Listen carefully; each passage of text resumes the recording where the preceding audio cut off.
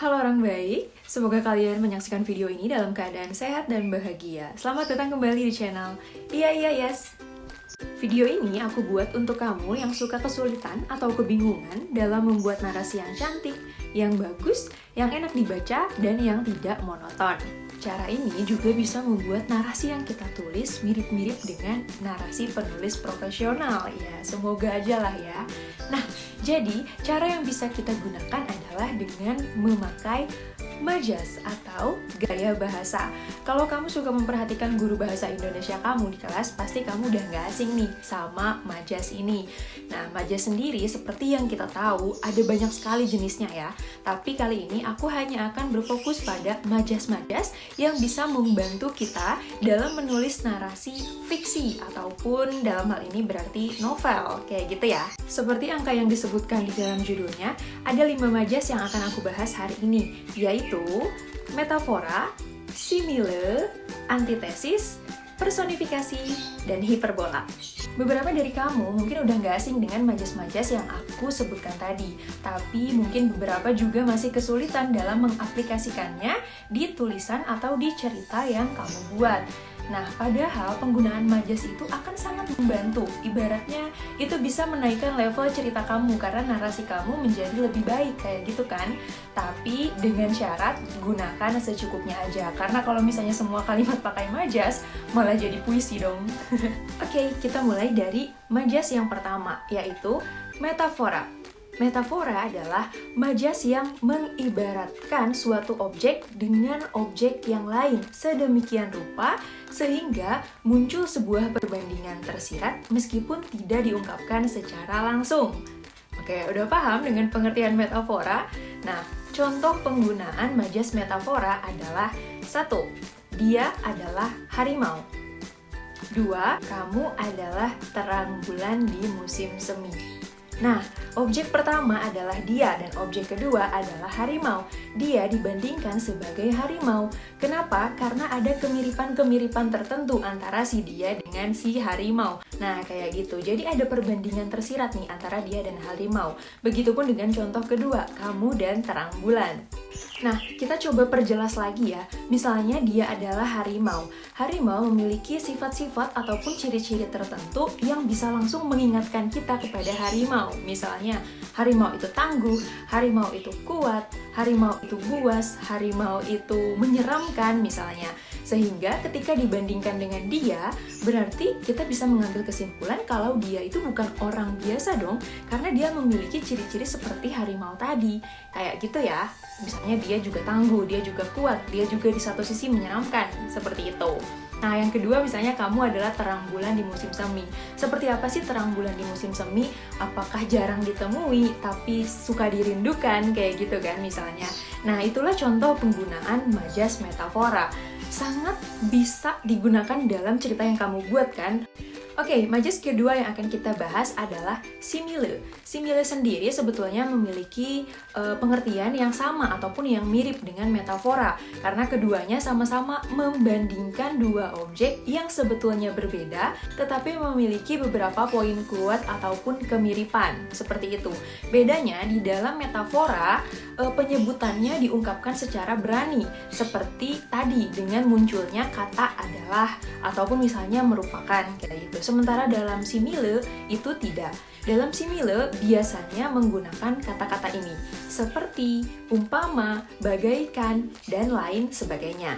Jadi, paham ya pengertian simile dan perbedaannya dengan metafora. Pada dasarnya sama-sama membandingkan, hanya saja eksekusinya yang berbeda. Kalau metafora itu lebih berani, kalau simile itu bisa dibilang hanya mengibaratkan. Oke, supaya lebih paham, kita langsung lihat pengaplikasian majas simile di dalam kalimat ya.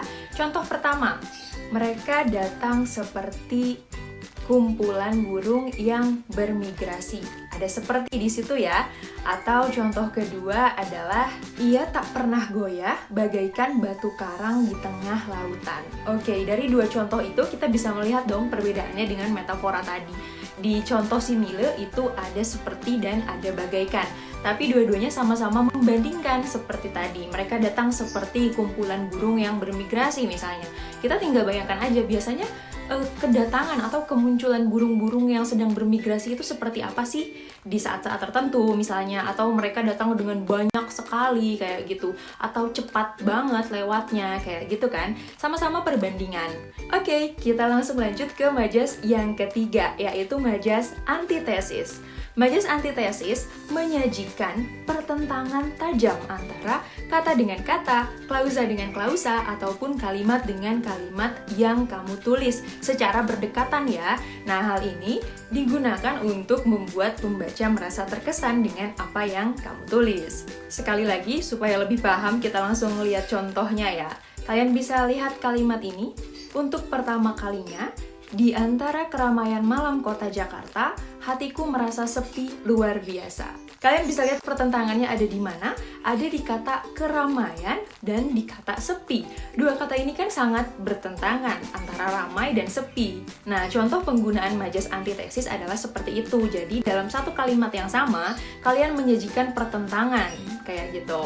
Oke, sekarang kita langsung lanjut ke majas yang keempat, yaitu majas personifikasi. Dari katanya aja nih, personifikasi ada kata person di dalamnya, berarti nggak akan jauh-jauh dari manusia dong. Betul sekali. Pengertian dari majas personifikasi adalah majas yang memanusiakan benda mati ataupun hal abstrak. Kita langsung ke contohnya aja ya supaya lebih paham. Ini kalian bisa baca kalimatnya ya. Di malam aku kehilangan ibu, aku tersadar, bahkan langit pun ikut bersedih. Nah, majas personifikasinya ada di langit tampak bersedih. Bersedih itu kan sesuatu yang dilakukan oleh manusia. Masa langit bersedih sih? Langit kan nggak punya mata, langit kan nggak punya hati, seperti itu. Nah, contoh yang kedua misalnya, untayan kalimat yang dia berikan selalu berhasil menyuarakan rasa rinduku. Kayak gitu. Contoh-contoh kayak gitu aja, hal-hal yang abstrak yang tidak bisa melakukan hal-hal yang bisa dilakukan manusia pada umumnya, dibuat melakukan hal-hal yang dilakukan oleh manusia kayak gitu. Nggak hanya hal abstrak aja ya, bisa juga benda mati seperti misalnya meja, pohon. Oke, udah 4 majas ya ternyata. Gimana? Sudah cukup paham dengan penggunaan 4 majas tadi? Kan? Oke, kita lanjut aja ke yang terakhir, yaitu majas hiperbola. Nih dari katanya kalau tadi person di sini ada hiper. Hiper itu kan ya tinggi gitu ya. Jadi berasa lebih gitu, berlebihan gitu ya. Seperti pengertiannya juga. Majas ini adalah majas yang melebih-lebihkan sesuatu, atau sesuatunya dibikin lebay lah ya, tapi tentu saja fungsinya untuk sesuatu yang positif di dalam tulisan kamu supaya orang bisa lebih merasa. Nah, contohnya di sini adalah ketika melihat dia bersama dengan kekasih barunya, dunia di kakiku runtuh seketika.